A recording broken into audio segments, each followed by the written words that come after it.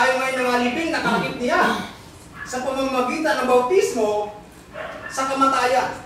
Na kung paano si Kristo ay nabuhay na magmuli sa mga patay, sa pamamagitan ng kaluwalhatian ng Ama, ay ganyan din naman tayo makalalakad sa panibagong buhay. Ito po yun. Pagkatapos natin mabautismohan, ang nagmamay-ari ng ating buhay po ay walang iba kundi ang ating Panginoong Kristo. Galatia chapter 3, verse 27. Ganito po yung sinasabi sa Galatia. Galatia chapter 3, verse 27. Ang sabi po rito, sapagkat ang lahat nasa inyo ay binautismohan kay Kristo ay ibinihis si Kristo.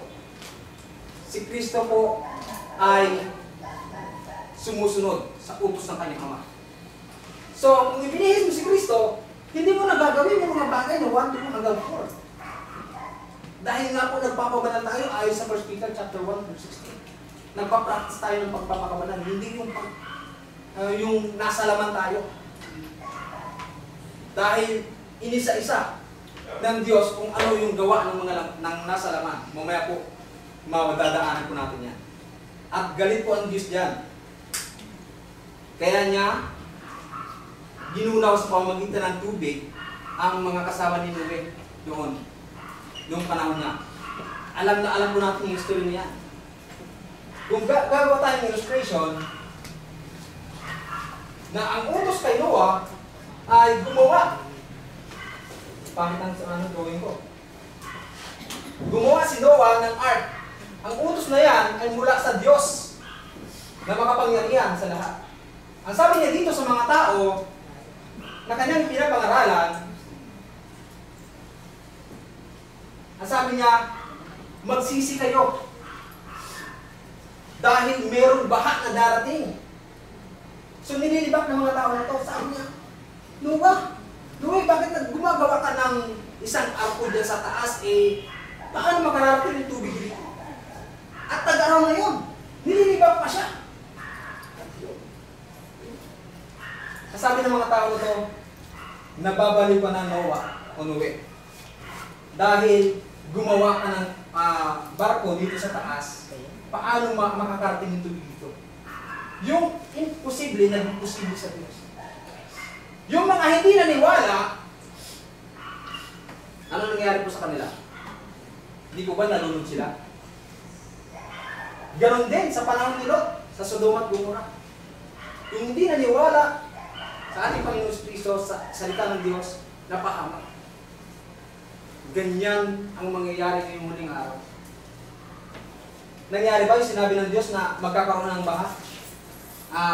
Genesis chapter 6 po yan. Nangyari yung bunaw. Kung naniwala ito, at sumampalataya sa Diyos, dahil ang message ni Noah ay mula sa Diyos, nirelay niya dito sa mga tao na ito. Ang sabi niya, magsisira yung lahat dahil may darating na baha. Ngayong muling panahon, ang sabi sa Acts, dahil muli ang mundong ito, gaya ng sinabi ko po kanina, ang mga tao ay mamamatay. Yan yung isang bagay na hindi mapakasinungalingan ng tao dahil mayroon po hindi naniniwala sa Diyos eh. Pero yung isang bagay na sinabi ng Diyos, itatakda ko sa tao ang mamatay na minsan. Nangyayari po ba? Yes, nangyayari. Ang sabi po ng Hebrew, chapter 9, verse 27, basahin ko po. Dahil ito yung sinabi ng Diyos na nangyayari hanggang sa kasalukuyan. 9:27 ng Hebrew. Na kung paano itinagda sa mga tao ang mamatay na minsan at pagkatapos nito ay paghuhukom. Sinabi ng Diyos noon pang una, 100,000 years na nakalipas. Ang sabi niya, itatakda ko sa taong mamatay na minsan. Nangyayari kung bang namamatay ang tao?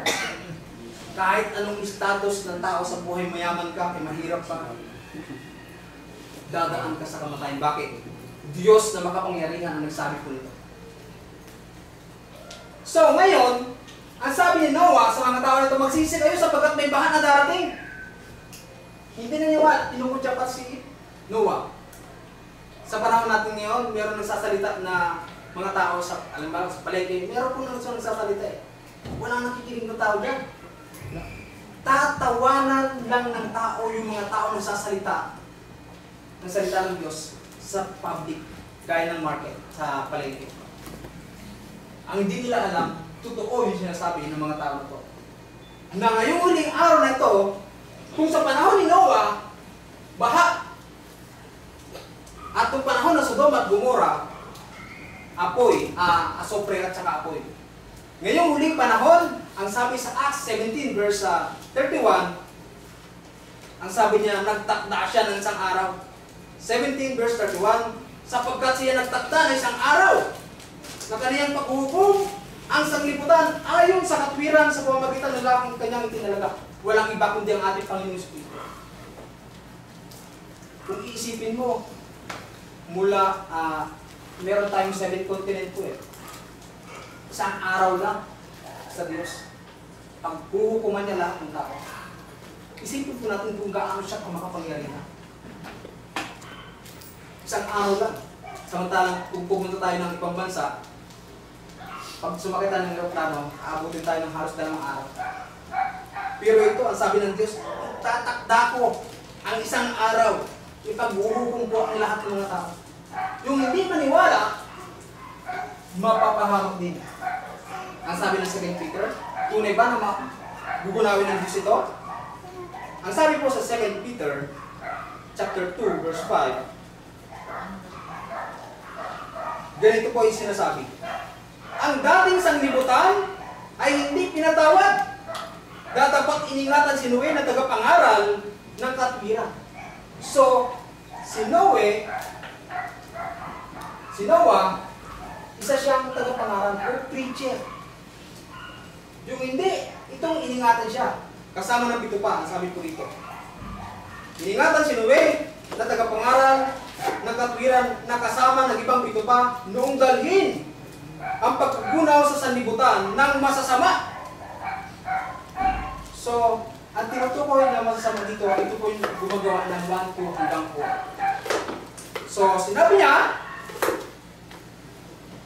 na tagapangaral at ang sabi dito, nadalhin ang paggunaw sa sanlibutan ng mga masasama. So, ginunaw sa pamamagitan ng mga masasama. Ang sabi sa 6, na pinarusahan niya ng pagkalipon ang mga bayan ng Sodoma at Gomora na pinapaging abo ng maging halimbawa. Kung ikaw ay namumuhay ng masama,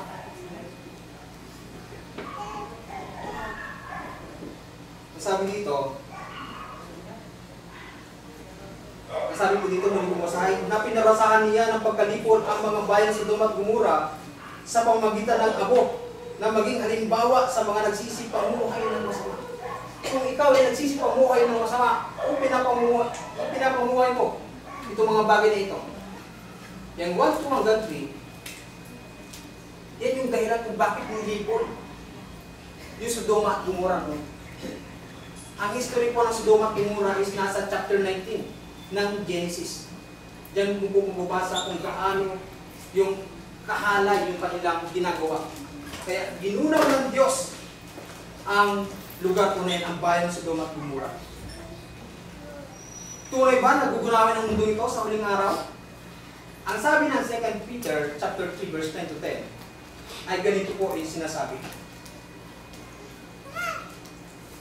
Hindi ba pagpaliban ang Panginoon tungkol sa kanyang pangako?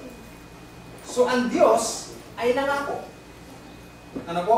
Nangako ang Diyos. Nagaya ng pagpapalibang ipinalalagay ng iba, kundi mapapainuhod.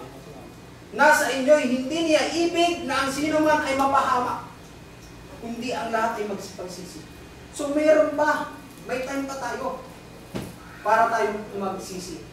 Dahil nga, ang sabi sa 10, darating ang araw ng Panginoon na gaya ng magnanakaw, walang nakakaalam kung kailan darating. Na ang sa kalangitan, sa araw na iyan ay mapaparang nakasabay ng malaking ugong at ang mga bagay sa langit mapupugnaw sa matinding init. At ang lupa at ang mga gawang nasa lupa masusunog.